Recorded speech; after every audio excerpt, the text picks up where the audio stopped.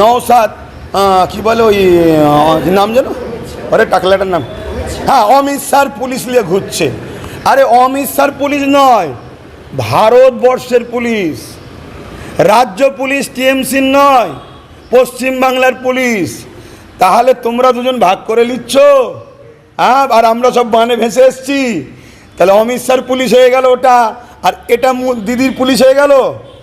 এই যে পুলিশকে বিভিন্ন রাজনীতির সঙ্গে জড়িয়ে দেওয়া, এটা হচ্ছে সংবিধান বিরোধী, সমাজ বিরোধী, দেশ বিরোধী কথা, নাম্বার 1। নাম্বার 2, নওশাদ সিদ্দিকীকে অমিত শাহর পুলিশ নিয়ে ঘরে নে।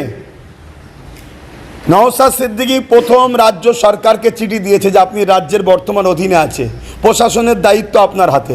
এর আগে বামের হাতে ছিল, তার আগে কংগ্রেসে ছিল। পুলিশ কিন্তু পুলিশই আছে, সরকার চেঞ্জ হচ্ছে, পুলিশ চেঞ্জ হয়নি। অতএব যে যখন সরকারে আসে সে পুলিশটাকে নিয়ন্ত্রণ করে, এটা সাধারণ পাবলিকের জানা দরকার।